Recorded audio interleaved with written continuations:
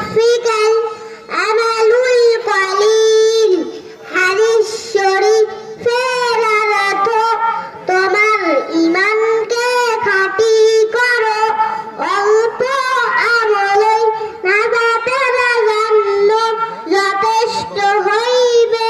2 নম্বর হাদিস শরীফ খায়রুকুম মান তাআল্লামাল কুরআনা ওয়া আল্লামা হাদিস শরীফের অর্থ তোমাদের মধ্যে সর্বোত্তম ওই ব্যক্তি যিনি কোরআন মাজিদ শিক্ষা করে এবং শিক্ষা দেয়।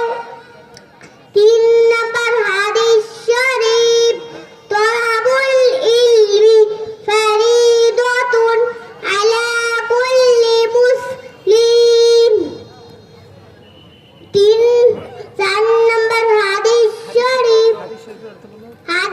শরীফের অর্থ যিনি ইলম তালাব করা প্রত্যেক মুসলমানের উপর ফরজ।